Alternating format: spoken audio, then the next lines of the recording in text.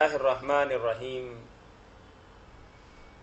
معزز خواتین و حضرات، میں ہوں آپ کا میزبان میاں طاہر۔ حسب معمول اس وقت ہم پیش کرتے ہیں آپ کے لیے پروگرام فتاوی آن لائن، اور یہ پیشکش ہے مرکز الحرمین الاسلامی ستیانہ روڈ فیصل آباد پاکستان کی، اور یہ program galaxy cable network کے تعاون سے براہ راست آپ کی خدمت میں ہر روز عصر تا مغرب پیش کیا جاتا ہے۔ ریکارڈڈ پروگرام دیگر نیٹ ورک کے ذریعے دکھایا جاتا ہے۔ اپنے دینی، معاشرتی اور اجتماعی مسائل کے لیے ہمیں کال کیجیے۔ کال کرنے کے لیے ہمارا ٹول فری نمبر ہے 0800117777۔ اس پروگرام میں آپ کی طرف سے آنے والی فون کالز اور براہ راست پوچھے گئے سوالات کے جوابات معروف مذہبی اسکالر، ممتاز عالم دین، مدبر، محقق، مصنف، وحدت امت کے داعی، میری مراد مفتی اعظم پاکستان محترم مولانا محمد اسحاق مدظ اللہ العالی۔ ہمیں کال کرنے کے لیے ہمارا ٹول فری نمبر دوبارہ نوٹ کر لیجئے 0800117777۔ جی مولانا، ہمارے پاس کچھ تحریری سوالات ہیں، ہم چاہیں گے کہ کال آنے سے پہلے ان سوالات کا جواب آپ سے حاصل کر لیں۔ تو بھائی کا سوال یہ ہے کہ سر کے بال اور داڑھی کو بالوں کو ڈائی کیا جا سکتا ہے، اور خاص طور پر کالے رنگ کے ساتھ ان کو رنگا جا سکتا ہے؟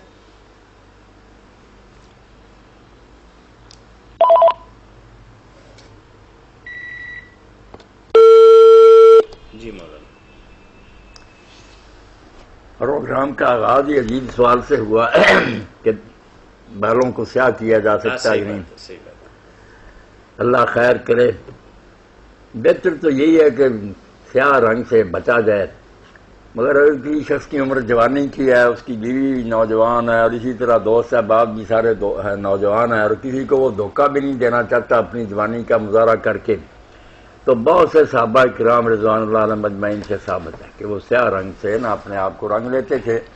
اس لیے ابن قیم رحمۃ اللہ علیہ نے ایک توجہ یہ بھی کی ہے کہ جو ممانعت ہے نا، وہ ان کے لیے جو دھوکہ کرتے ہیں، بوڑھے شادی کا اشتہار دیتے ہیں یا شادی کے طالب ہیں تو لڑکیوں کو پھنسانے کے لیے اپنے آپ کو جوان ظاہر کرتے ہیں، خدا اور تدلیس فریب کرتے ہیں، ان کے لیے ناجائز ہے۔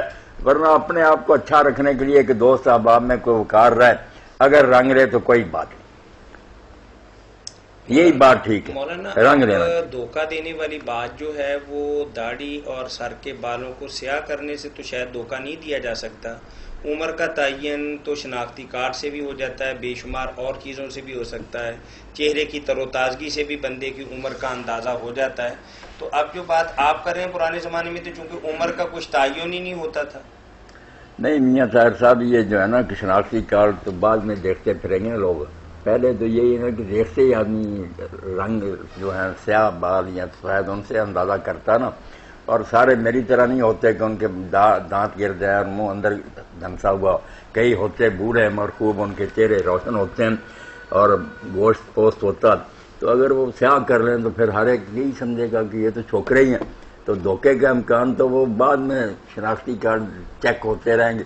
تو مولانا پھر آپ اسی طریقے سے بڑی بوڑھیوں کو سرخی وغیرہ کے استعمال سے بھی منع کریں گے کہ بوڑھی گوڑھی اور لال لگام والی بات بن جائے گی؟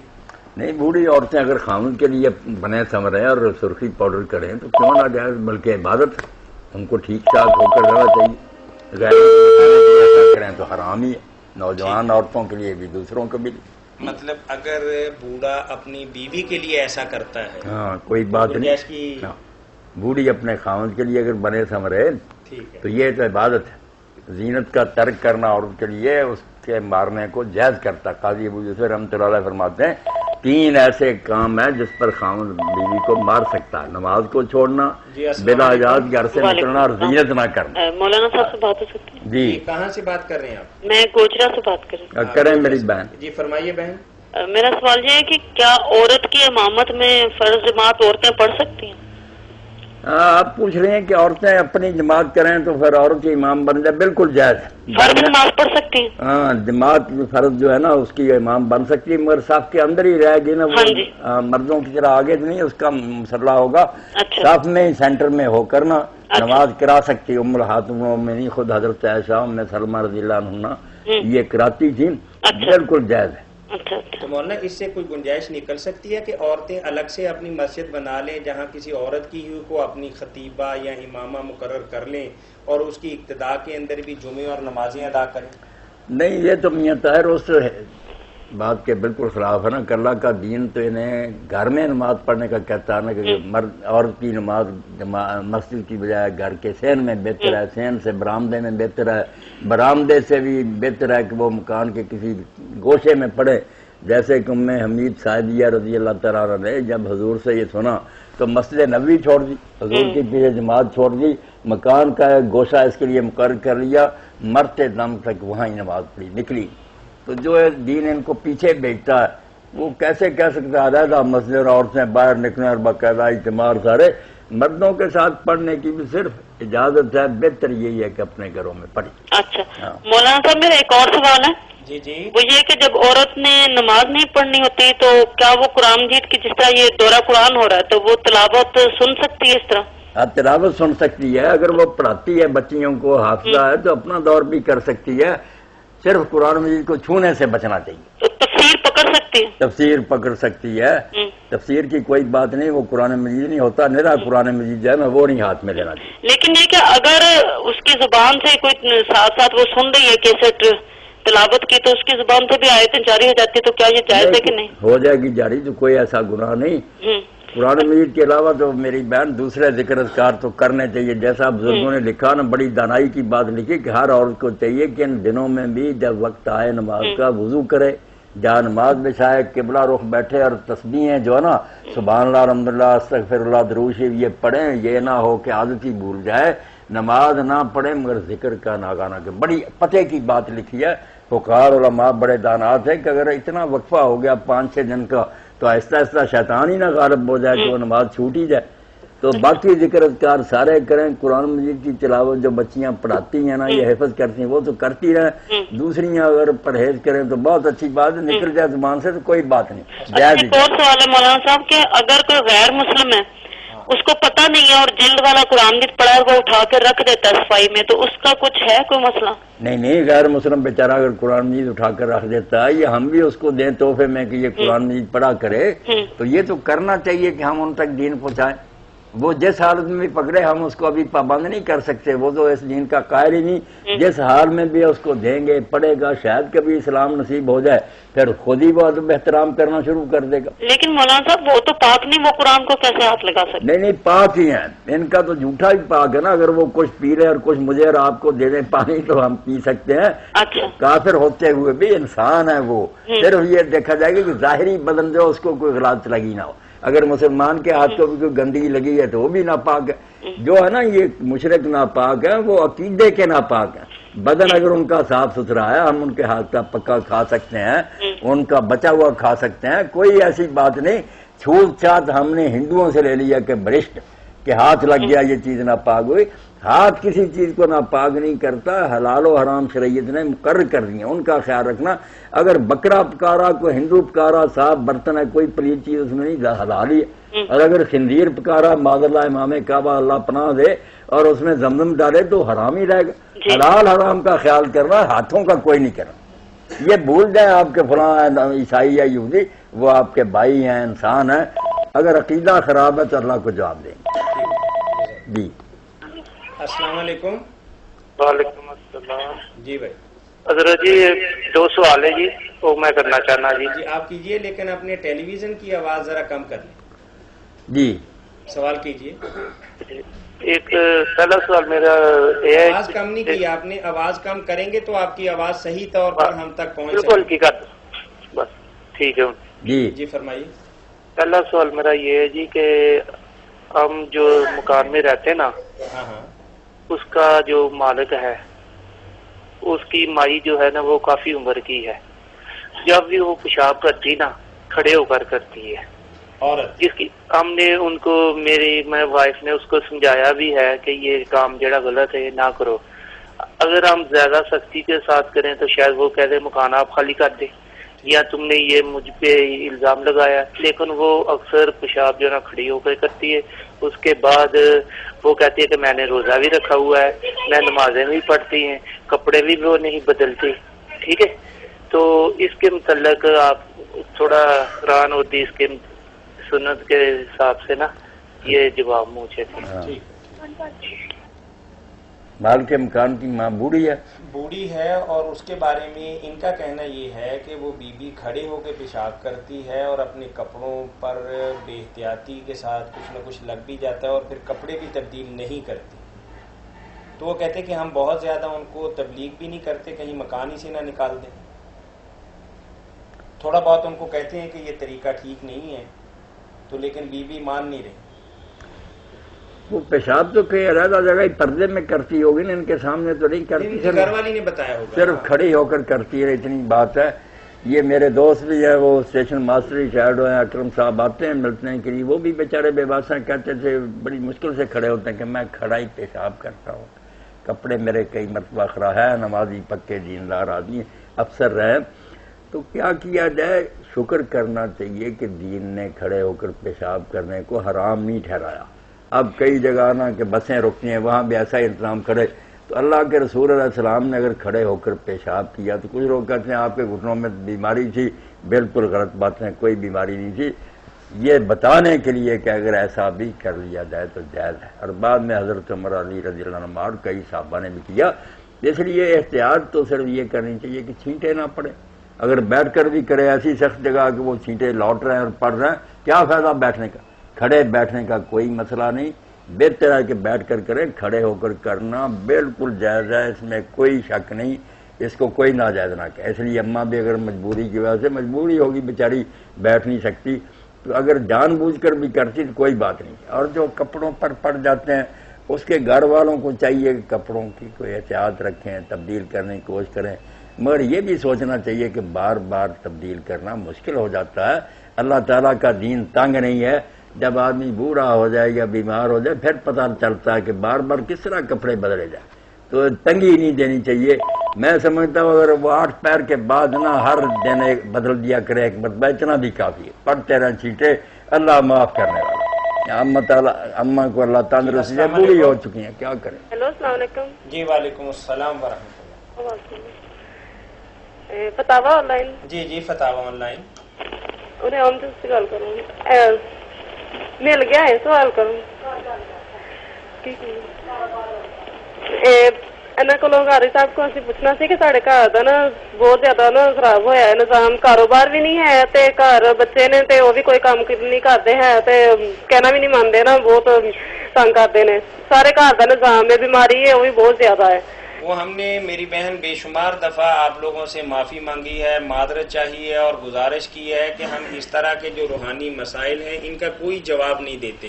ہم نے یہ پروگرام صرف اسی لیے شروع کیا ہے کہ لوگوں کے جو دینی مسائل ہیں کہ نماز روزہ کے حوالے سے, زکوٰۃ کے حوالے سے, حج, طلاق اور میراث کے حوالے سے جو مسائل ہیں ہم صرف ان کی نشاندہی کرتے ہیں.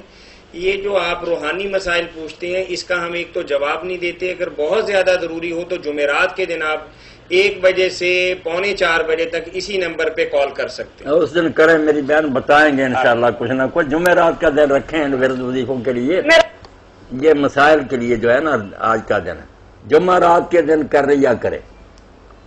مولانا جب ہم بہت زیادہ دفعہ ان کو کہہ چکے ہیں پھر بھی لوگ شارٹ کٹ کیوں اختیار کرتے ہیں؟ بس وہ کئی نئے بھی سامعین ہوتے ہیں جنہیں نہیں. چلیں بہت اچھی بات ہے, چلیں ان کو پتہ چل گیا. میں اپنے بہنوں اور بھائیوں سے گزارش کرتا چلوں کہ ہمارا یہ پروگرام فتاوا آن لائن خالصتاً ایک علمی دینی پروگرام ہے کہ جس میں آپ کے مسائل ڈسکس کیے جاتے ہیں, آپ کی مشکلات اور مسائل کا قرآن و سنت کی روشنی میں جوابات دیے جاتے ہیں.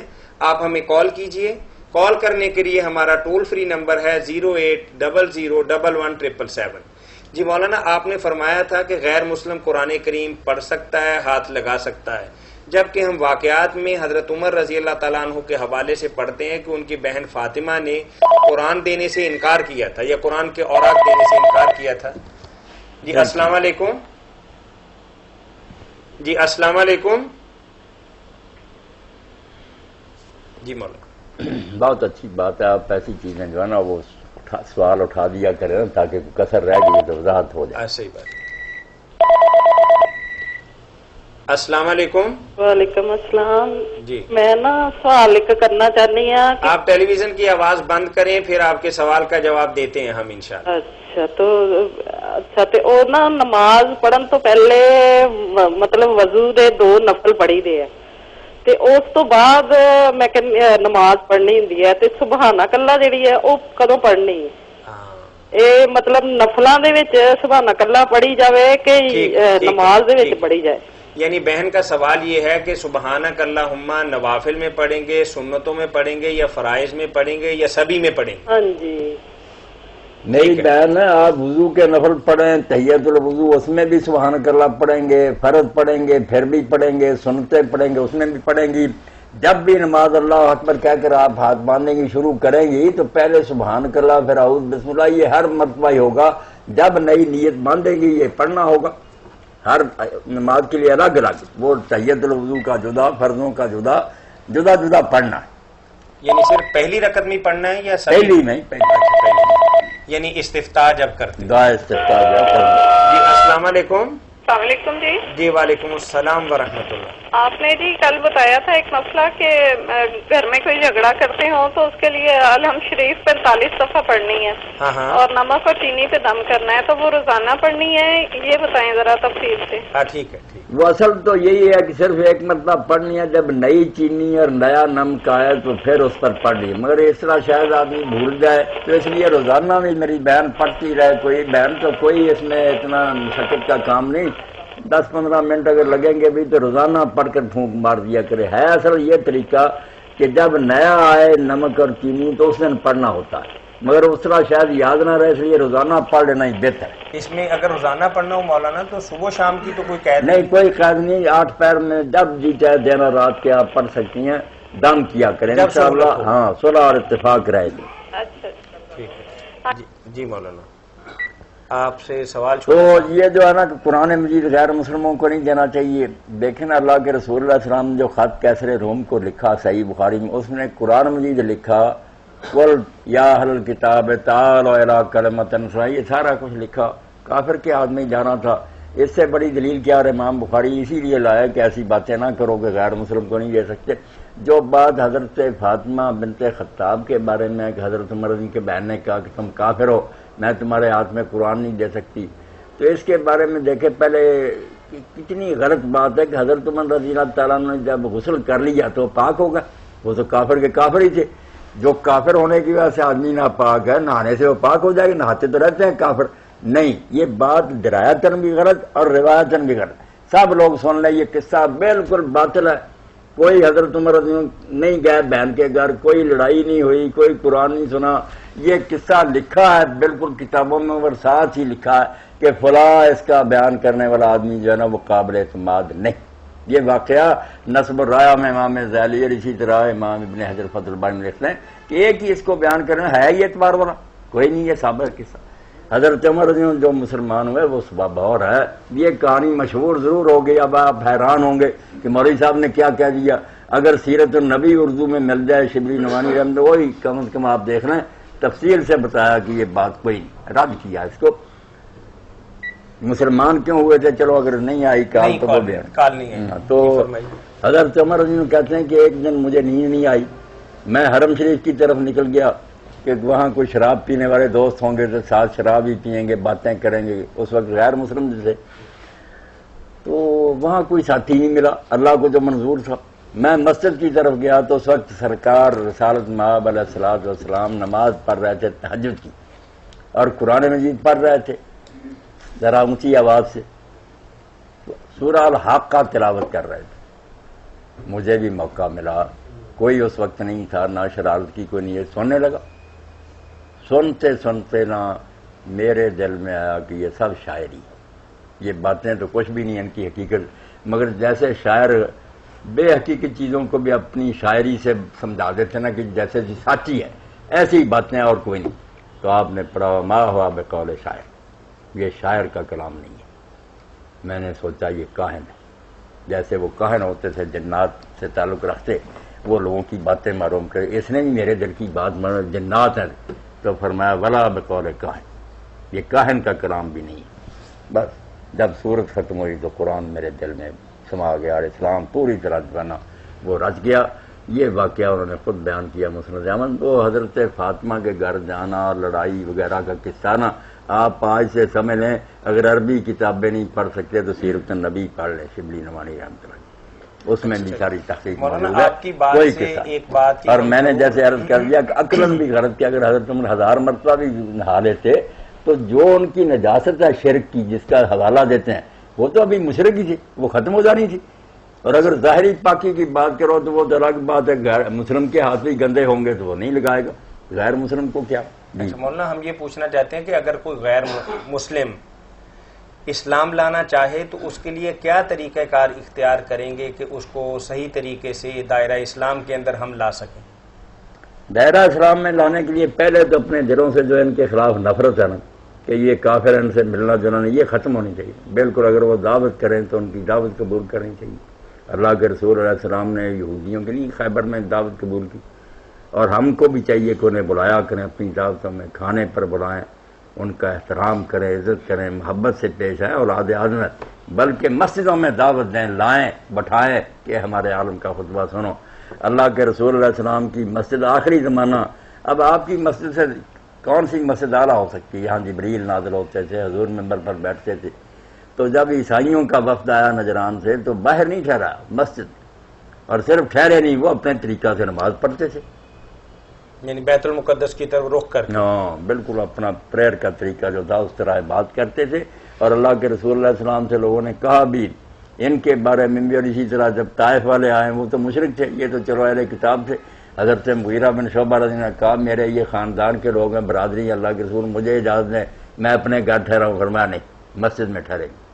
وہ کہا لوگوں نے کہ مشرک ہیں، تو فرمایا ان الارض لا تنجس، زمین نہیں ناپاک ہوتی، کوئی نہیں بگڑ جائے گا مسجد. مقصد ہے مسجد میں بیٹھے سنیں دیکھیں مسلمانوں کا اٹھنا بیٹھنا، دین ان کے اندر آ جائے، کتابیں دیں ان کو. اور اگر نفرت ہی کریں، قریب ہی نہ آنے دیں، برتن کو ہاتھ لگ گیا نہیں اب اس کو دھونا پڑے گا، کھانا نہ ہاتھ کھائیں، کیا ہوگا؟ جب اچھوت تھے ہندوستان میں وہ حقیر جانے جاتے ہیں، برہمن اب بھی ان کو کوئی حیثیت نہیں دیتے. تو تحریک چلی تو سید عطا اللہ شاہ بخاری رحمۃ اللہ علیہ تقریر فرما رہے تھے، انہوں نے کہا چھوتو اسلام میں اور یعنی ہندو مذہب میں یہی فرق ہے، کسی پنڈت کو کہو آپ کا جوتا کھا لے. جی السلام علیکم. تو مجھے تو کھادا کھا گیا اچھوت کے بعد شاہ صاحب نے کھا پی لیا. مسئلہ پوچھنا تھا آج جڑے جی مثال میرے سہرے نے انہوں نے، آپ پہلے اپنے گھر کی آوازیں بند کیا کریں پھر کال کیا کریں. یہ سب دوستوں نے کہا نا کہ جواب دیں گے آپ کو، کیوں نہیں جواب دینے کے لیے بیٹھے ہیں، لیکن آپ کے گھر کے بچے بھی بولتے رہتے ہیں اور ٹیلی ویژن بھی آن رہتا ہے تو پھر ہم آپ کی بات سنیں گے کیسے؟ اچھا جی جی اچھا جی. عرض یہ کرنا صاحب میرے سہرے نے انہوں دے وچ کوئی آدمی نماز کا پابند نہیں، جو سالیاں نے یا سالے نے وہ بھی یعنی کہ سالی بھی اچھے طریقے دے نال نہیں، نماز یا روزے یا غلط کام دی بہت ہی شوقین نے. سالے بھی انہوں نے کئی دفعہ کہا بھائی ادھر آ جاؤ اسلام والے پاسے، وہ آندے نہیں، وہ کہندے نے تو بادام کھاتے ہیں، یعنی کہ وہ اس گل نو مندے نہیں. کہ کیا میں اپنی بیوی نو منع کردا بھئی ادھر نہ جا، یہ حقیقت ہے کر سکتا میں منع یا نہیں؟ یہ اسلام دے روح دے نال کی جواب ہے میں کر سکتا انہوں نے منع، بول چال ختم کر سکتا؟ دیتے ہیں جواب. میرے بھائی اللہ تعالیٰ آپ کا یہ جذبہ قبول فرمائے، دین کی آپ کے اندر غیرت ہے، آپ کو یہ غصہ ہے کہ وہ کیوں نہیں اسلام کی طرف آتے، ان کی برائیوں پر آپ کوڑتے ہیں. یہی ایک مومن کا حال ہونا چاہیے. اگر وہ طاقت سے نہیں روک سکتا تو برا تو منائے، بہت اچھی بات ہے، مگر اس کا یہ بھی نہیں رزلٹ ہونا چاہیے کہ آپ ان سے قطع تعلق کر رہے ہیں، چھوڑ ہی دیں ان کو. یہ بھی نہیں ٹھیک، وہ اور دور ہو جائیں گے، دفع ہو جائیں گے بے دینی کی طرف. آپ ملتے رہیں، کبھی کبھی بات پیار سے سناتے رہیں، شاید ان کی قسمت میں ہو تو آ جائیں، ورنہ آپ تو بڑی ذمہ ہوں گے نا. اور بیوی کو بھی نہ روکیں، آخر اس کے بھائی ہیں بہنیں ہیں، اگر اس کے بگڑ جانے کا اندیشہ نہیں تو جائیں نہیں دیں. اور اگر آپ سمجھیں کہ یہ بھی خراب ہو جائے گی نعوذ باللہ تو پھر روک سکتے، پھر نہ جانے دیں. گندگی بہت زیادہ پھیلی ہے، ورنہ عام حالات میں روکنا نہیں چاہیے. بے شک وہ کچھ ہے نا، آخر رشتہ تو ہے نا، ان سے ملنے دینا چاہیے. اچھا ٹھیک ہے مولانا جی جزاکم اللہ خیر. یعنی یہ تو آپ بات بتا رہے تھے کہ ان کے ساتھ پیار محبت کا تعلق رکھنا چاہیے اور ان کے وہ اپنی مساجد کے اندر اور اپنی حضرت مجالس کے سیدنا اندر. امام ابو حنیفہ رحمۃ اللہ نے کیسی بات کی کہ سور الکافر طاہر، کافر کا جھونٹا بھی پاک ہے، اگر وہ آدھا پی لے آدھا چھوڑ دے یا کھانا کھا لے چھوڑ دے، پاک کوئی چیز ناپاک نہیں مل جانی چاہیے اس میں. وہ تو میں نے عرض کیا ناپاک چیز تو کوئی سید بھی ملا دے گا تو وہ ناپاک ہو جائے گی. چیز جو ہے نا اس میں حلال حرام دیکھنا چاہیے. ہاتھوں کو آپ بھول دیں، نوکرانیاں گھر میں کوئی عیسائی یا دوسری ان سے کام لیں، برتن صاف کریں. ایسا نہیں ہونا چاہیے کہ آپ سمجھیں ناپاک ہیں برشٹ ہیں، یہ ہندوانہ باتیں ہیں ساری. ٹھیک ہے مولانا جی. ایک صاحب آ گئے، وہ کہتے ہیں کہ میں عیسائی ہوں یا یہودی ہوں یا ہندو ہوں، میں مسلمان ہونا چاہتا ہوں، تو ہم سب سے پہلے اس کے ساتھ کس طریقے سے کوئی معاملہ کریں گے کہ اسے دائرہ اسلام کے اندر لے کے آئیں؟ پہلے اس کو نہلائیں گے یا کلمہ پڑھائیں گے یا کیا کریں گے؟ یا نہلانا ضروری نہیں ہے جیسا کہ آپ نے فرمایا کہ نہانے سے کون سا شرک یا کفر دور ہو جاتا ہے؟ نہیں وہ تو تھا نا کہ حضرت عمر ابھی مشرک تھے تو مشرک ہوتے، جب وہ اسلام کے ارادے سے آئے تو پھر تو کہیں گے نا کہ غسل کر. اور پہلے غسل کریں گے یا کلمہ پڑھیں گے؟ نہیں پہلے غسل کرائیں گے اور پھر اس کے ساتھ ہی اس کے بال بھی جو نا پہلے بالکل جیسے بچے کے مونڈے جاتے ہیں اس طرح ہی اس کو ایک نیا جنم نا وہ بال بھی کترا دیے جائیں گے. وہ کفر کے بال بھی دور کرے گا نا تو غسل کرے گا پاک صاف ہو کر پھر کلمہ طیبہ جو اشہد ان لا الہ الا اللہ وحدہ لا شریک لہ واشہد ان محمد عبدہ ورسولہ یہ پڑھائیں گے. اس کا مفہوم بھی اس کے سامنے پیش کریں گے کہ میں گواہی دیتا ہوں کہ اللہ کے سوا کوئی خدا نہیں. جتنے جھوٹے خدا میں کفر کے زمانے میں مانتا تھا ان سب سے میں نے توبہ کی، چھوڑ دیا، اور اللہ کے رسول کو سچا رسول مانتا ہوں، میرے ہادی اور پیشوا. یہ دو اقرار کرے گا اسلام میں آ جائے گا. اچھا اگر وہ حجامت بنوانے سے انکار کرے تو تب بھی دوسرے پروسیس کے ساتھ ہم اسے دائرہ اسلام دائرہ اسلام میں چلانا چاہیے. یہ کوئی بالوں کی قربانی بندہ لاکھ روپے خرچ کر کے بھی مکے جاتا ہے پھر بھی ٹینٹ کروانا پسند نہیں کرتا. الکیان کا شار الجاہلیت، جاہلیت کے بعد بات صحیح ہے مولانا، لیکن ہمارے جو رسم و رواج ہیں بندہ 2 لاکھ روپیہ بھی خرچ کرے گا لیکن وہ یہی چاہتا ہے کہ تھوڑے سے بال ایسے قطر کے نا اپنے آپ کو مینٹین. بس وہ کچھ اماموں نے یہ کہہ دیا کہ بس 3 بار جو کاٹ دے اس پر سے معمولی دین کے ساتھ مذاق بن گیا نا. اللہ کے رسول نے قرآن نے محلقین کا ذکر کیا سر مڈانے والے اس طرح سے. تو اصل تو یہ ہے کہ جو عمرہ اور حج پر جائے وہ بالکل روڈ بورڈ ہو جائے، اور اگر ایسا نہیں کر سکے تو چلو کترائے سارے ان کو چھوٹے کرائے. وہ آپ کی بات ٹھیک ہے کہ یہ لوگ جو ہے نا یہ وہ اپنے پٹے جو ان کو نہیں چھوٹا کرنا چاہتے. حالانکہ اللہ کے رسول علیہ السلام 3 بار کہا کہ اللہ سر مڈانے والوں پر رحم فرما. لوگ کہتے رہے کترانے والے نہیں کہا. 4تھی مرتبہ بڑی مشکل سے کہا کہ اچھا کترانے والوں پر. بہت اس کو ناپسند کیا.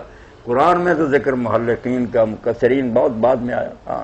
سر مڈانا چاہیے. یہی غرور اور تکبر تو ختم کرنا بالکل وہی ہونا چاہیے جو میاں وارث کہتا نا روڈ پوڑ ہویا سوا مڑی منہ سے سب کوڑ میں دا نام گالیا پٹے دودھ ملائیاں دے نال پاڑے وقت آ گیا رگڑ مناونے دا. اللہ میاں کے آگے سر کر دی. حضرت علی علیہ السلام نے اپنے خطبے میں یہی کہا کہ سر منانا جو اللہ نے مقرر کیا اسی لیے کیا کہ بڑے بڑے متکبر ذلیل ہو جائیں. جو بڑا چتراہٹ اور وقار کا لیے پھرتے تھے کہ ہم یہ اپنے بودے نہیں ختم کریں گے وہ اس طرح سر جھکا دے. اور کتنا وہ خوش قسمت تھا حجام. درمیان میں بات آ گئی حضرت معمر بن عبداللہ ادوی جو رسول اللہ صلی اللہ علیہ وسلم کا سر مونڈ رہا تھا اس طرح اس کے ہاتھ میں تھا حضور کا سر مونڈ رہا تھا. تو آپ نے فرمایا معمر ہے تو اس سے زیادہ خوش قسمتی کوئی ہوگا کہ اللہ کے رسول کے بعد اس وقت تیرے ہاتھ میں مونڈ رہا. اس کا نام بھی زندہ رہ گیا کہ حضور کے حج کے موقع پر یار معمر نے حضور کے بال مونڈے. اللہ کے رسول نے آدھے دے دیے حضرت ابو طلحہ کو کہ تیرے بچے نے میری 10 سال خدمت کی، یاد ہے میں نے تجھے دیے جس کو جی چاہے دے دینا. باقی آدھے لوگوں نے لوٹ لیے. اور اتنی قدر اور محبت کہ حضرت عبیدہ سلمانی جو ہے نا وہ کہتے ہیں کہ میں نے جب محمد بن سیرین سے سنا کہ حضرت انس سے ایک بار انہیں بھی پہنچا ہے تو میرا جی چاہ کہ زمین آسمان کی دولت خرچ کر کے میں حضور کا منہ مبارک حاصل کر لوں. کاش مجھے بھی آپ کا حضور کا یہ تبارک ملے. جی السلام علیکم. وعلیکم السلام. جی بھائی رفع الیدین کے بارے میں پوچھنا ہے. نماز کے اندر رفع الیدین یہ کس کے بارے میں پوچھنا ہے؟ رفع الیدین کرنا چاہیے نماز کے اندر کہ نہیں؟ مولانا نے کل بتایا تھا. ٹھیک ہے. میں رفع الیدین کے بارے میں کچھ پہلے سے نا ایک بات اس پروگرام میں کہنا چاہتا ہوں تاکہ سارے میرے بہن بھائی سن لیں. یہ بہت اہم بات ہے، ہمیشہ یاد کر. آپ یہ سن لیں کہ میں کسی خاص مسلک کا وکیل نہیں، میرے نزدیک بریلوی، دیوبندی، اہل حدیث، شیعہ چاروں ایک گلدستے کے چار پھول ہیں، سب کی خوشبو الگ الگ ہے۔ میں یہ سنی سنائی باتیں نہیں کرتا ہے، ان کا سب کچھ میں نے پڑھا، میرے پاس ڈھیروں ہے۔ اس کے بعد میں کہتا ہوں کہ ان میں کافر نام کی کوئی بات نہیں ہے، یہ سب مسلم ہیں، اللہ کے رسول کے پروانے ہیں، دین کے دیوانے ہیں۔ سمجھنے میں کوئی غلط فہمی کسی کو اگر ہوگی تو کوئی بات نہیں، جہاں تو اس کا علم تھا اس نے اپنا علم استعمال کیا، اللہ اس کی نیت کے مطابق۔ اس لیے ایک تو یہ جو نا کہ میں ان میں سے کسی کو برا کہوں، یہ توقع مجھ سے نہیں رکھنی چاہیے، یہ بالکل مسلم ہیں، ان کا احترام کرتا ہوں، ان کے علماء کا عزت سے نام لیتا ہوں۔ دوسری بات کہ جو کچھ میں کہتا ہوں وہ وہی الہی نہیں ہے کہ مجھ پر کوئی معذلہ وہی آتی، میرا کہنا جو حرف آخر ہے۔ میں بھی ایک انسان ہوں، جو میں نے پڑھا وہ میں پیش کرتا ہوں، غلط بھی ہو سکتا ہے، دوسرے لوگ اپنی رائے بھی رکھ سکتے ہیں، مگر اس پروگرام میں جدل اور مناظرہ نہیں ہونا چاہیے کہ بعض مذہبی لوگ جو ہے نا وہ بحث شروع کر دیتے ہیں، جیسے وہ مدرسوں میں آتی ہے۔ اس بحث کے لیے دوسرا فورم ہے کہ میری مسجد میں آئیں، بیٹھیں گے، ان کی دلیلیں بھی سنیں گے، وہ میری سنیں۔ یہاں صرف پوچھا کریں نا، جو میں نے کہہ دیا اس پر بات ختم۔ اس پر اگر آپ نے دلائل لینے ہیں، گفتگو کرنی ہے تو مسجد میں تشریف لے آئیں جمعرات کو یا جمعہ کے دن رمضان شریف کے بعد، انشاءاللہ بیٹھ کر میں اپنے بھائی کی سنوں گا، وہ میری سنے، ساری دلیلیں دیکھ لیں گے۔ یہاں جو جھگڑا شروع ہو جاتا ہے نا، جیسے کل ایک بھائی نے کیا، کچھ میں بھی جذباتی ہو گیا تو بات ہو جاتی ہے خراب۔ یہ لائیو پروگرام ہے، یہاں تو سارے میرے بھائی بہنیں سن رہے ہیں، یہ محبت کی باتیں ہیں۔ میں سمجھا دیتا ہوں کہ بھائی کچھ میرے بھائی یہ کہتے ہیں، میرے خیال میں یہ بات درست ہے۔ اس کے بعد جھگڑے شروع یہاں کر دیں تو پھر تو یہ عورتوں کی جیسی لڑائی شروع ہو جائے گی، اس سے پناہ مانگنی چاہیے۔ آپ سارے میرے بھائی ہیں، مسلم ہیں، میں ان میں سے کسی کی تکفیر جو ہے نا، کافر کہنا اس کو کہتا ہوں، جو کہتے ہیں وہ آپ کافر ہو جاتے ہیں، ان کے بارے میں کوئی کلمہ ایسا نہیں کہنا چاہیے۔ مسئلہ آپ کر سکتے ہیں کہ میرے خیال میں یہ درست ہے نہیں۔ اب میرے بھائی نے پوچھا رفع الیدین کو، جو شخص ضد اور عداوت چھوڑ کر پڑھے گا نا، اس کو پتا ہے کہ اللہ کے رسول علیہ السلام نے رفع الیدین ایک مرتبہ بھی کیا۔ رفع الیدین تو کرتے سوائے عبادیہ کے، جو مسکت و مان کے نا وہ ایک بار بھی نہیں کرتے، وضو کر کے آئے سیدھے کھڑے ہوئے، کوئی ہاتھ نہیں اٹھائے، اللہ اکبر۔ اب نماز ان کی بھی درست ہے، امام ابو حنیفہ، امام مالک سب کہتے ہیں کہ پہلی مرتبہ اٹھانے کی سنت ہی ہے نا، اگر اس نے نہیں کیا تو فرض چھوڑ دیا، اللہ اکبر کہنا فرض تھا۔ نماز وہ بھی ٹھیک پڑھ رہا ہے، مسکت و مان اب ان کے قبضہ میں، وہاں سلطان، قاضی، عالم سارے آبادی ہیں، ان کے پیچھے لوگ نمازیں پڑھتے۔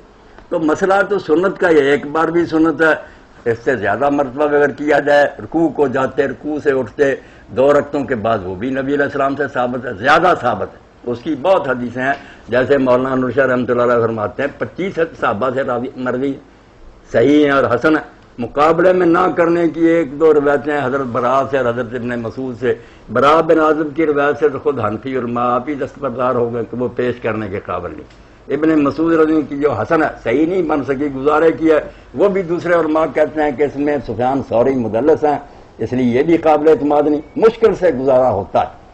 اور دوسری طرف جو شیعہ حضرات کرتے ہیں ہر اللہ اکبر کے ساتھ، وہ 10 صحابہ سے مروی ہے کہ رسول اللہ ایسا بھی کرتے تھے، اور حضرت انس بھی سجدے کو جاتے کرتے تھے، اور بھی کرتے ہیں۔ یہ سارے طریقے ٹھیک، جو سفیان ابن عیینہ رحمۃ اللہ علیہ کی طرح کرے گا اور میری طرح کرے گا کہ کسی نماز میں 1 بار کرے، کسی میں 3 بار کرے، کسی میں ہر بار کرے، اصل سنت کا پیرو تو وہ ہے۔ جو ایک پر جم جانا چاہتا بسم اللہ جم جائے، مگر یہ دلیری نہ کرے کہ بڑے بڑوں کی داڑھی پر ہاتھ ڈالے۔ بڑے بڑے صحابہ اور تابعین اور علماء امت کرتے بھی آ رہے ہیں، نہ کرتے بھی۔ وہ بات حضرت شاہ ولی اللہ رحمۃ اللہ علیہ کی قول فیصل ہے، جھگڑے جتنے جی چاہے کرے، آخر اس پر آنا پڑے گا، فارا مرہ تارا کو مرہ۔ کبھی حضور کرتے تھے، کبھی چھوڑ دیتے تھے، سنتیں غیر مقتضا ول کلو سننا، یہ سب سنت ہی سنت ہے۔ یہ ہے بات بھائی انصاف کی۔ اب جھگڑا کرنا تو کرتے۔ جی السلام علیکم۔ جی السلام علیکم۔ چلے مولانا، آج بے شمار دوستوں نے اور بچوں نے بھی اسپیشل آپ کے لیے پیغام بھیجا ہے کہ آج چونکہ ہماری لڑائی جو ہے نا وہ ہندوستان کے ساتھ ہے، اور یہ السلام علیکم۔ وعلیکم السلام۔ جی بھائی بھائی مولانا صاحب سے پوچھنا ہے کہ داڑھی کا سائز کیا ہونا چاہیے؟ داڑھی کا سائز کیا ہونا چاہیے، کتنی لمبی ہونی چاہیے؟ داڑھی کتنی لمبی ہونی چاہیے؟ داڑھی کا کوئی سائز دین میں نہیں آیا بھائی، مگر اتنی ہونی چاہیے کہ بال نیچے لٹکتے ہونے چاہیے تھوڑی، کیونکہ ایک حدیث پاک میں نا یہ بھی ارخو آتا ہے نا، لٹکاؤ، اس لیے اتنی تو ہونی چاہیے نا کہ بار ذرا تھوڑی سے نیچے لٹکتے ہوں، یہ تو اس پر عمل ضروری ہے۔ باقی جو کہتے ہیں کہ مٹھی واجب ہے، کچھ کہتے ہیں چھیڑنا ہی نہیں چاہیے، یہ ان کی پسند ہے، بسم اللہ اگر وہ ایسا کرتے ہیں تو کریں۔ مگر جیسے کہ مولانا غلام رسول سعیدی صاحب نے بے شمار صفحات لکھے کہ میں نے سارے مسلک دیکھے، ان کے دلائل دیکھے، علماء سے بات کی، مجھے جو ہے نا کہ ایک مٹھی داڑھی جو ہے نا واجب وجوب کی کوئی دلیل نہیں۔ ابن عمر جنہوں اتنی رکھتے تھے یہ ان کی پسند ہے، انہوں نے کہہ دیا ایسے چھوٹا نہیں کر سکتا، جبکہ حضرت حسن بصری اور عطا بن ابی رباح جیسے تابعین سردار امام کہتے ہیں کہ آدمی جتنی جی چاہے کٹا سکتا، اتنی نہ کٹا دے کہ بس مونڈی کے برابر ہی ہو جائے۔ السلام علیکم، لاہور سے بول رہا ہوں جی، لاہور سے بات کر رہے ہیں۔ اچھا جی، سوال پڑھ دیا کرے نا۔ اچھا ہاں جی، میں پڑھنے لگا۔ میں آج سے مختصر سوال پوچھوں گا، جلسہ استراحت جو ہوتا ہے اس کے درمیان میں کوئی چیز پڑھنی تو نہیں ہوتی، کوئی کلمہ کلام؟ بہت اچھا سوال ہے۔ نہیں، آپ دو سجدوں کے درمیان جو بیٹھتے ہیں اس کی بات کر رہے ہیں۔ اب وہ دو سجدوں کے درمیان، دو سجدوں کے درمیان جو ہے نا وہ صرف جلسہ ہے بھائی امین شاہ، ایک دو رکعتوں کے درمیان میں جو جلسہ استراحت ہوتا ہے۔ نہیں سن لیں دو بات، رکعتوں کے درمیان تو تشہد ہوگا۔ کئی باتیں گڑبڑ ہو گئی، آپ ذرا اچھی طرح سننے چلے دوسرے لوگ چلو دونوں کا بتا نہیں وضاحت کر دیتا ہوں۔ ایک تو ہر رکعت میں جو ہم ایک سجدہ کر کے تھوڑا سا بیٹھتے ہیں پھر دوسرے سجدے کو جاتے ہیں، اس کو صرف جلسہ کہتے ہیں۔ یہ جلسہ ہے۔ پہلی اور تیسری رکعت میں امام شافعی، امام احمد اور اہل حدیث حضرات جو ہے یہ کہتے ہیں کہ پہلی رکعت پڑھ کر بھی دو سجدے کر کے سیدھے نہ اٹھ جاؤ، اتحیات کی طرح بیٹھو، پھر بیٹھ کر اٹھو، اس کو کہتے ہیں جلسہ استراحت، تھوڑا سا سستانے کے لیے، تھوڑا سا آرام کرنے کے لیے، یہ دو سجدوں کے بعد۔ اور جو دوسری رکعت پر ہم بیٹھتے ہیں یا آخری پر بیٹھتے ہیں اس کو کہتے ہیں امین شاہ صاحب قاعدہ۔ پہلا قاعدہ اولا ہے، پہلا قاعدہ جیسے ذوالقعدہ یہ ہے نا مہینہ ایسا، اور آخری جو ہے وہ قاعدہ ہے ثانیہ یا قاعدہ اخرى۔ تو یہ تین نام ہوگا جلسہ، دو سجدوں کے درمیان بیٹھنا، دو سجدوں کے بعد تھوڑا سا پہلی اور تیسری رکعت میں بیٹھ کر اٹھنا جیسے اہل حدیث حضرات اور شافعی حنبلی کر، یہ ہو گیا جلسہ استراحت۔ اور جو اتحیات بیٹھتے ہیں وہ قاعدہ، پہلا قاعدہ اولا پہلا بیٹھنا، دوسرا قاعدہ ہے ثانی دوسرا۔ جی اب کیا پوچھتے ہیں کہ درمیان میں جو بیٹھتے ہیں دونوں سجدوں کے اس میں رب اغفر لی پڑھنا جی۔ اس کو امام احمد ابن حنبل تو واجب کہتے ہیں کہ اگر نہ پڑھا تو اس نے تو بڑا جرم کیا، اسی لیے مولانا احمد رضا خان بریلوی رحمۃ اللہ علیہ بھی کہتے ہیں کہ حنفی کو چاہیے کہ اختلاف سے نکلنے کے لیے ہمارے مسلک میں کوئی منع آیا اس لیے اتنا ضرور کہہ لے تاکہ امام محمد کے مسلک پر بھی ہماری نماز درست ہو جائے۔ اعلیٰ نبویہ جو فتاوی ان کا اس میں انہوں نے فاضل بریلوی رحمۃ اللہ لکھا کہ حنفی بھی اتنا ضرور کر لے ورنہ پتہ نہیں احمد بن حنبل کی بات ہی صحیح نکلائی تو کیا بنے گا نماز کا۔ سارے لوگ درمیان میں بیٹھ کر رب اغفر لی اتنا تو دو بار کہہ لینا۔ ٹھیک، وہ جو بعض لوگ اس کو لمبا کر کے وہ لمبا اللہ اغفر لی وارم نہیں نہیں وہ بھی آتا مگر وہ اتنا ثابت نہیں۔ یہ تو حضرت حذیفہ رضی اللہ عنہ فرماتے ہیں نا کہ میں حضور کے ساتھ تہجد پڑھ رہا تھا اور نبی علیہ السلام کے درمیان میں بیٹھتے تو میں ساتھ کھڑا ہو گیا، بڑی لمبی آپ نے پڑھی ہے حتیٰ کہ میں چاہتا تھا کہ چھوڑ کر بھاگ جاؤں مگر میں نے پھر کہا یہ بھی بے ادبی ہے۔ آپ نے سورہ بقرہ، آل عمران، مائدہ، نساء ساری ایک ہی رکعت میں 6-7 پارے کھڑے۔ اب اللہ کے رسول کی بات کا کون مقابلہ کر سکتا؟ پاؤں سوج جاتے۔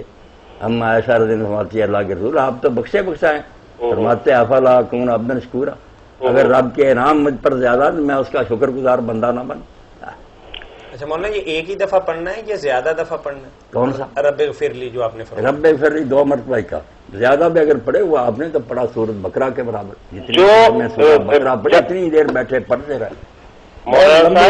دو رکعتوں کے درمیان ایک رکعت پڑھ لی اور اس کے بعد بیٹھ گئے اتحیات کی طرح، جلسہ استراحت جس کا میں نے پوچھا ہے، اس کے دوران کیا پڑھنا چاہیے؟ نہیں اس میں کچھ نہیں پڑھنا چاہیے، وہ ذرا بیٹھنا تو اچھا وہ تو اتنا لمبا ہی نہیں نا، 2 سجدے کر کے بیٹھے اور بیٹھتے ہی اٹھ کھڑے ہوئے۔ ایک اور آخری بات میں پوچھنے والا ہوں کہ وہ جو ہے نا اٹھتے وقت وہ شیعہ حضرات اپنی کتابوں میں لکھتے ہیں، حضرت علی رضی اللہ عنہ سے روایت کرتے ہیں، ہماری کتابوں میں بحقی میں، مگر ہم کہہ دیتے ہیں اس میں حارث راوی ہے، وہ کہتے ہیں حارث سے سارا علم بھی سیکھتے اور تمہارے سارے امام کہتے ہیں کہ وراثت کا علم ہم سیکھ ہی نہیں سکتے تھے اگر حارث نہ ہوتا، مگر شیعہ ہونے کی وجہ سے وہ کذاب ہو جاتا۔ اس نے کہا کہ حضرت علی رضی اللہ عنہ نے فرمایا، اور یہ بات میرے دل کو بہت لگتی ہے، کوئی مانے نہ مانے میں مجبور نہیں کرتا، کہ جب جلسہ استراحت کرے نا تھوڑا سا بیٹھے پہلی رکعت میں بھی اور تیسری میں تو اٹھتے وقت پھر وہ ہاتھ زمین پر رکھے سہارا لے کر، اور یہ بحول اللہ قوت سے یقوم وقت، اے اللہ تیری طاقت اور تیرے زور سے ہی میں بیٹھتا ہوں اور تیرے سارے سے اٹھتا ہوں، بحول اللہ ہے وقوت ہے یقوم وقت۔ بہت مناسب دعا ہے، کرے نہ بھی ملے حدیث میں تو تب بھی کوئی بات نہیں۔ نماز میں صحابہ کرام اور تابعین نے اپنی طرف سے بہت دعائیں کی ہیں، جس سے پتہ چلتا کہ یہاں کھلی چھوٹ ہے کہ لوگ جو چیز چاہیں اپنے رب سے مانگ لیں، جکڑے ہوئے نہیں۔ کئی دعائیں ایسی کی جو حضور نے بالکل نہیں بتائی تھی، مجھے اجازت دی تھی کہ اللہ سے مانگنے کے لیے نماز پڑھتے ہو، کون سی بندش؟ بحول اللہ وقوت ہی اقوم واقعد۔ جزاکم اللہ۔ السلام علیکم۔ وعلیکم السلام جی یہ مفتی صاحب سے پوچھنا ہے کیا ایسی کوئی حدیث موجود ہے جس میں کوئی ذکر ہو کہ گائے کے روغن میں غذا ہے، دودھ شفا ہے، اور گوشت میں اس میں بیماری ہے، وبا ہے؟ بالکل میرے بھائی حدیث پاک موجود ہے، صحیح حدیث ہے کہ گائے کا دودھ جو ہے نا اس میں شفا ہے، گوشت جو ہے نا اس میں بیماری ہے، یہ بالکل اسی طرح حدیث پاک میں آتا، ٹھیک ہے یہ حدیث۔ تو بھینس کے بارے میں؟ نہیں بھینس تو ادھر ہوتی نہیں تھی، نہ بھینس کا ذکر کیا، گائے کا ذکر کیا۔ چلیے بھینس گائے کا گوشت جو ہے نا ویسے بھی طبیب لوگ بھی مانتے ہیں نا کہ یہ بہت ثقیل ہے اور بڑی دیر سے ہضم ہوتا، مشکل ہے، یعنی باقی جن کو ہضم ہوتا ہے بسم اللہ کو حرام تو نہیں، حلال نہیں، گائے سے بھی اس کا اگلا درجہ ہو گیا بھینس کا؟ ہاں نہیں بھینس کا گوشت تو بہت جلدی ہضم ہوتا ہے نا، یہ کٹا جو ہے یہ تو اگر خوب اچھی طرح پکائے اس سے زیادہ تو بہتر گوشت ہی نہیں، یہ اور ہے۔ گائے کا گوشت جو ہے نا وہ بھاری ثقیل ہے بڑا، یعنی بھینس کے لیے وہ احکامات نہیں ہیں۔ گائے کے دودھ کے بارے میں فرمایا شفا ہے۔ السلام علیکم۔ جی وعلیکم السلام ورحمۃ اللہ۔ جی مولانا سے یہ پوچھنا تھا کہ ہمنا نام رکھ لینا چاہیے اور اس کا مطلب کیا ہے؟ ہمنا میں نے بھائی کیوں منع کرنا، ہمنا تو اللہ کے رسول علیہ السلام کی پھوپھی ذات بھی ہیں اور آپ کی ساڑی بھی ہیں، ان کی بہن زینب بنت جاش حضور علیہ السلام کی بیوی، ہماری ماں ام المومنین، اور ان کی بہن ہے ہمنا بنت جاش، بالکل ان سے نکاح ایسا نام رکھنا درست ہے۔ اور بیوی ایسے شخص کی جو اسلام میں چوٹی کا آدمی مسلم بن عمیر رضی اللہ تعالیٰ عنہ، جو حضور علیہ السلام نے مدینے آنے سے پہلے اس کو مدینہ والوں کو دے دیا کہ یہ آپ کو دین سکھائے گا، حضور کی آمد سے پہلے مدینے کو اس نے رنگ دیا اسلام کے رنگ میں، مسلم بن عمیر، ہاں، اور وہی شہید ہوئے جنگ احد میں، نبی علیہ السلام نے۔ مولانا اس کا مطلب کیا ہے؟ ہمنا کا مطلب تو اس وقت ذہن میں نہیں، مطلب عرب لوگ نہیں اتنا زیادہ سوچتے کہ کیا نہیں، کئی لفظ ایسے ہیں ان کے معنی کو اتنے اچھے نہیں ہوتے۔ حنظلہ اب کیا ہے، تمے کو کہتے ہیں، یہ کڑوا جو ہوتا ہے کوڑ تمہ، مگر نہیں یہ نام بڑا اعلیٰ، حضرت حنظلہ، فرشتوں نے غسل دیا تو ہمنا آپ نام رکھے، بہت پیارا نام ہے ہمنا بنت جاش۔ جی ٹھیک ہے، جزاکم اللہ خیر۔ بھائی کہتے ہیں کہ اگر کسی بغیر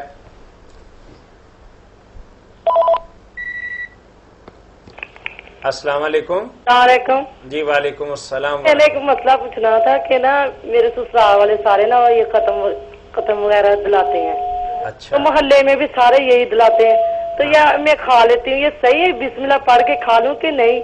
نہیں کھا لیا کریں آپ، اگر انہوں نے ختم دلایا اور اس پر قرآن شریف پڑھ دیا تو کوئی وہ ناپاک نہیں ہو گیا کھانا، معاذ اللہ، وہ حلال ہی ہے، پاک ہی ہے۔ مختلف چیزوں کا دلاتے ہیں، کوئی بابوں کا کوئی اس طرح نہیں، وہ جو جی چاہتے کرتے رہے، وہ بیچارے اپنی جگہ سمجھتے ہم ایصال ثواب کر رہے ہیں، ہم نیک لوگوں کے لیے دعا کرتے ہیں کہ اللہ ان تک یہ ثواب پہنچائے، تو آپ اتنا پریشان نہ ہو، اگر وہ ایسا کھانا بیچتے ہیں نا یا آپ کو بلاتے ہیں تو بسم اللہ پڑھ کر کھا لیا کریں، خواہ بخواہ کی نفرت نہیں دلانی چاہیے۔ باقی یہ ٹھیک بات ہے کہ اللہ کے رسول علیہ السلام کا اور صحابہ کا طریقہ نہیں، نہ اماموں نے یہ سکھایا کہ کھانے آگے رکھ کر، خود مولانا رضا خان بریلوی رحمۃ اللہ علیہ کہتے ہیں کہ یہ کیا حرکت ہے کہ کھانا آئے گا تو قرآن پڑھنا، قرآن الگ پڑھتے رہو جتنا جی چاہے اور کھانا، مگر حرام نہیں ہوتا کھانے کے سامنے اگر قرآن پڑھ لیا، حرام ہونے کی کوئی وجہ نہیں۔ جی السلام علیکم۔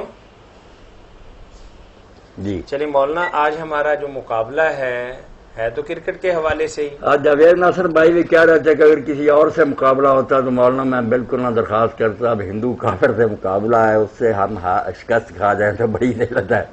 میں نے کہا جاوید شکست تو کھا چکے، ہر معاملے اس کے آگے لیٹ گئے ہیں، کشمیر چھوڑ دیا، ہر معاملہ ختم کر دیا۔ یہ تو حکومتوں کے معاملات ہیں نا، ہماری پبلک تو آج بھی کسی بھی میدان کے اندر ہندوستان کی بالادستی کسی بھی حوالے سے قبول کرنے کے لیے ذہنی طور پر تیار نہیں۔ باقی حکمران اگر کوئی معاملات کرتے ہیں تو وہ تو عوام کے بس میں نہیں۔ بالکل ظلم کر رہے ہیں. عوام جو ہے بیچارے نے بڑی مشکل سے 47 میں جان چھڑائی, اتنی عزتیں لٹا کر پھر ان کے قدموں میں گرتے پڑتے ہیں. تو بالکل اللہ تعالیٰ مدد فرمائے. ورلڈ چیمپئن آسٹریلیا سے ہمارا مقابلہ ہو تو شاید کوئی بندے ہاتھ اٹھائے نا دعا کر دیں, اللہم انصرنا ولا تنصر علینا وامکر لنا ولا تمکر علینا, بیماروں کے لیے بھی دعا کریں. واہدنا ویسر الہدی لنا وانصرنا علی من بغى علینا. اللہم انا نجعلک فی نحورہم ونعوذ بک من شرورہم. اذهب الباس رب الناس واشف انت الشافی لا شفاء الا شفاءک شفاء لا یغادر سقما. اللهم احسن عاقبتنا في الامور كلها واجرنا من خزي الدنيا وعذاب الاخره. وصلى الله تعالى على عبد الله ورسوله خاتم النبيين سيدنا ومولانا محمد وآله واصحابه اجمعين آمين يا رب العالمين.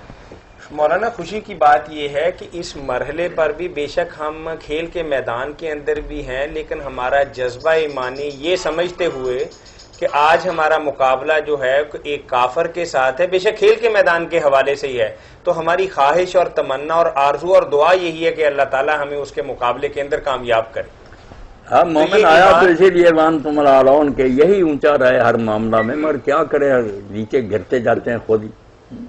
ورنہ مسلمان تو ایسا ہی ہے نا, مومن بالا ہے ہر بالا ترے, ہر اونچے سے اونچا, جس کے مقابلے میں کوئی. السلام علیکم. وعلیکم السلام ورحمۃ اللہ وبرکاتہ. جی بھائی. جی مولانا صاحب سے پوچھنا ہے کہ سنت غیر موقدہ پڑھنے کا طریقہ کیا ہے؟ میں نے کل بھی عرض کیا تھا کہ یہ سنت غیر موقدہ کے بارے میں پچھلوں نے پہلوں نے کوئی ایسی بات نہیں کی. بعد والے متاخر جو فقہاء ان میں سے بعض لوگوں نے یہ بات بنا لی کہ اگر 4 رکعتیں سنت غیر موقدہ کی ایک سلام سے پڑھتا ہے, جیسے عصر کی ہے یا عشاء کی, تو ان کو اس طرح ہی پڑھے جیسے 2 رکعتیں الگ ہیں, یعنی درمیان میں تشہد بیٹھے تو درود شریف دعا سب پڑھے, صرف سلام نہ کہے, پھر کھڑا ہو جائے صرف اللہ اکبر کہہ کر ہاتھ نہ نائب باندھے, شروع سبحانک اللہ سے کرے. یعنی پڑھنی بالکل ایسے ہی ہے جیسے 2 الگ الگ ہے, درمیان میں سلام نہیں کہنا اور یہ اللہ اکبر کہہ کر نئی نیت نہیں باز نہیں, یہ طریقہ بنا لیا. مگر جیسے مولانا عبداللہ لکھنوی کہتے ہیں کہ یہ پہلے جو امام ابو حنیفہ رحمۃ اللہ علیہ ان کے ساتھیوں نے تو کسی نے بتایا نہیں, بعض والوں نے بتایا. تو اس پر میں نے میرے بھائی کل جو بات کہی تھی وہ بھی اب کہتا ہوں کہ یہ 4 سنتیں اکٹھی پڑھنا خود ثابت نہیں, موقدہ اور غیر موقدہ دونوں ہی نہیں. زور کی نماز کے بارے میں آتا کہ 4 رکعتیں آپ پڑھتے تھے سلام نہیں کہے, وہ بھی ضعیف ہے. اس لیے صحیح تو قانون وہ ہے جو اللہ کے رسول علیہ السلام نے اعلان فرمایا. حضرت عمر رضی اللہ عنہ ممبر پر اس کا اعلان فرمایا موطا میں کہ صلاۃ اللیل والنہار مثنی مثنی, رات اور دن میں جب بھی نماز پڑھو 2 پڑھتے جاؤ, سلام پھیرتے جاؤ, پھر 2 پڑھتے جاؤ. اور یہ امام بخاری اپنی صحیح میں لکھتے ہیں کہ مدینہ کے لوگ کہتے ہیں ہم نے تو کوئی شخص دیکھا ہی نہیں تو 4 رکعتیں اکٹھی ایک سلام سے پڑھتے. تو یہ 2 جب پڑھیں گے تو وہی بات بھی ہو جائے گی مسئلہ کہ درود شریف دعا بھی صرف ایک سلام ہی نہ ہو اور بعد میں پھر سبحان اللہ وغیرہ. یہ طریقہ زیادہ درست ہے. وہ جو غیر موقدہ سنتوں کا بتایا نا پچھلوں نے, اس کی کوئی دلیل نہیں. اگر وہ آپ نے پڑھنی ہے تو پھر جیسے موقدہ پڑھتے ہیں اسی طرح پڑھیں. یہ کیا ہوا کہ درمیان میں ایسا کرو اور یوں کرو. جی صلاۃ التسبیح میں بھی ایسے ہی پڑھیں گے؟ صلاۃ التسبیح یہی صحیح کہ 2 رکعتیں الگ پڑھیں, پھر تھوڑا بہت بیشک پھر لیں, آرام کر لیں, کھا پی لیں, 2 پھر پڑھ لیں. یہی بہتر طریقہ, یعنی اکٹھی 4 نہیں, اکٹھی 4 نہیں کوئی بھی. دیور رات میں جب نماز پڑھی جائے 2 فرضوں کے علاوہ. مولانا چونکہ ہر دور کے اپنے کچھ تقاضے ہوتے ہیں. آج کل چونکہ اس رمضان المبارک کے اندر بے شمار جگہ پہ دروس القرآن اور ترجمہ اور دورہ قرآن ماشاءاللہ اللہ قبول. تو وہ سوال یہ ہے کہ بعض دفعہ تو مقرر جو ہے وہ اس لیے آیات سجدہ نہیں پڑھتا کہ ان کو سجدہ کرنا پڑے گا اور وہ بیٹھے ہیں کرسیوں پر. تو کیا سجدہ تلاوت کے لیے زمین پر ہونا اور باضابطہ سر کو زمین پر ٹکانا ضروری ہے, یا بیٹھے بٹھائے بھی اشارے کے ساتھ سجدہ؟ یہ ساری مصیبت اس لیے آئی کہ وہ بیان کرنے والا بھی سمجھتا, سننے والے بھی سمجھتے ہیں کہ سجدہ تلاوت کرنا واجب ہے, ضروری ہے. اس لیے وہ کہتے ہیں اگر پڑھ دیا تو میں نے نہ کیا یا انہوں نے کیا تو کیا بنا. وعلیکم السلام ورحمۃ اللہ. جی 2 مسئلے سی حضرت صاحب نے پوچھنے. جی پوچھ لو. جی پہلے تو یہ بھی اللہ تعالیٰ جی 2 لڑکے 3 لڑکے تو بعد ایک اور لڑکا دے تو اس کا نام محمد رکھ لینا جائز ہے. دوسرا مسئلہ ایک مسئلہ کیا کرے وہ حل ہو جائے. پھر دوسری اگر اللہ تعالیٰ تیسرا بچہ دے اور آپ یہ کیا کر رہے ہیں آپ ٹیلی ویژن کی آپ دو کام غلط کرتے ہیں نا. نہیں میں نے تو آ کے بند نہیں نا کرنی ہے آپ کے گھر کے ٹیلی ویژن کی آواز. جب آپ نہیں پھر آپ اچھا چلیں آپ دونوں سوال کر کے ٹیلی فون بند کریں پھر آپ کو جواب دیتے ہیں. کوئی بات نہیں.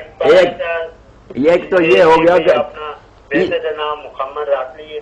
بالکل اگلا سوال کیا ہے؟ رکھیں بالکل اگلا سوال نام نہیں رکھنا. مسئلہ یہ جی کہ بیوی حمل جو کوئی تھوڑے دن رہتے ہوں یا مہینہ تے اگر وہ بندے تے کوئی شیطان نازل ہوگی بھی وہ غیر لا حول ولا قوت. چلیں آپ کا سوال سمجھ گئے سمجھ گئے آپ کا سوال. سمجھ اب زیادہ آپ تفصیل نہ کرے بات سمجھ آ گئی. جی ٹھیک ہے مولانا. بچے کا نام بے شک وہ پہلا اور دوسرا اور تیسرا کوئی بھی ہو اگر وہ آپ کے نام پاک پر رکھتا محمد تو اس میں پریشان ہونے کی بات کیا. یہ تو بہت خوش نصیبی ہے حضور کا نام.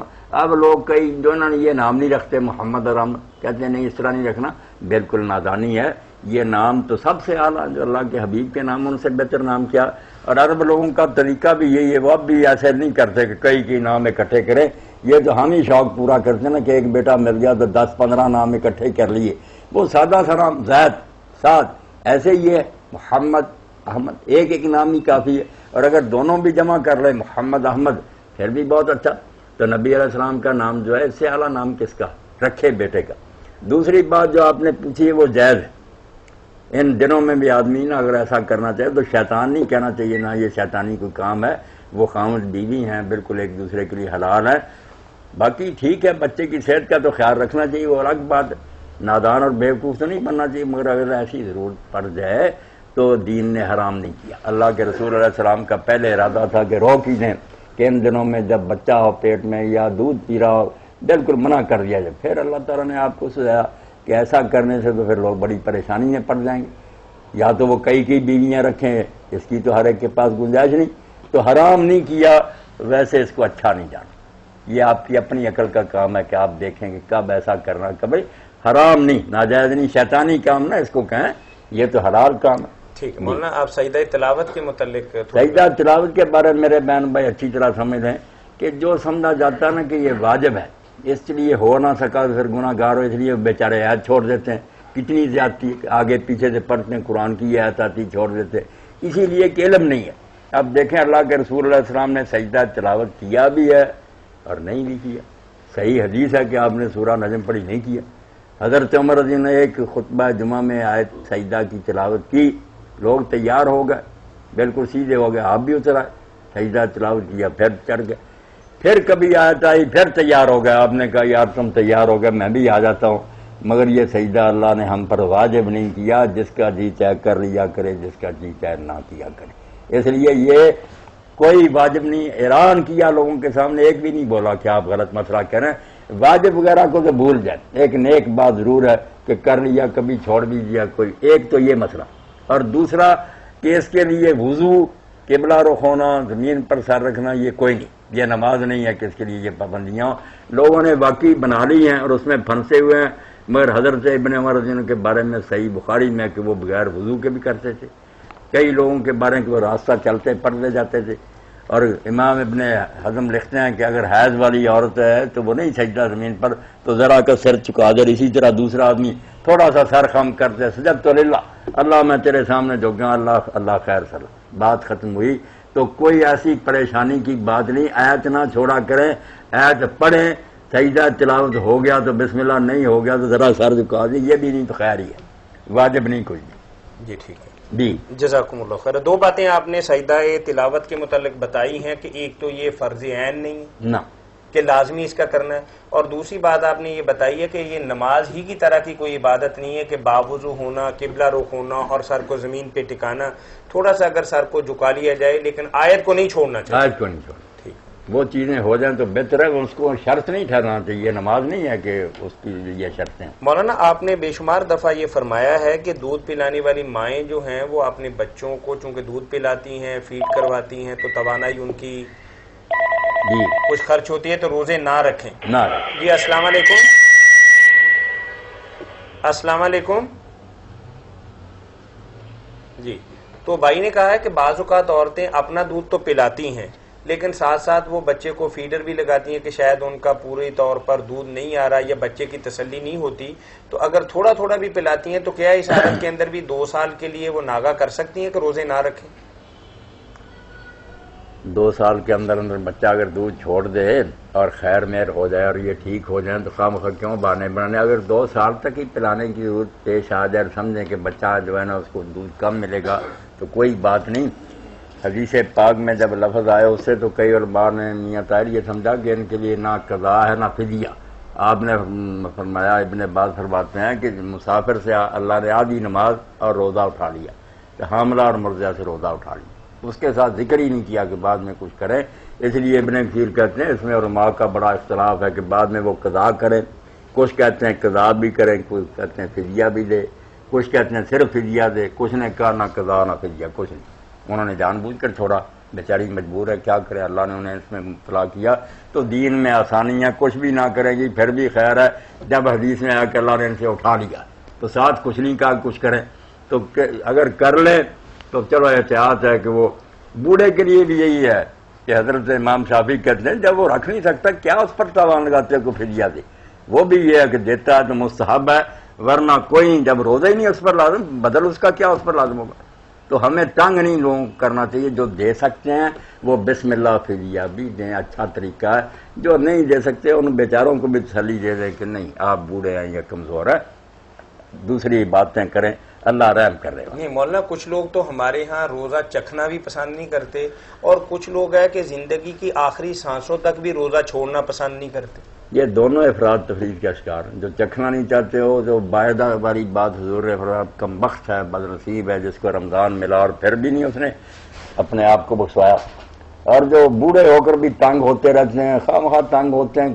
اللہ تعالیٰ نے لوگوں کو تنگ کر کے کیا دینا، آسان دین اللہ نے دیا ہے، بوڑھے اور نیکیاں کریں، یہی صدقہ خیرات کر دیا کریں۔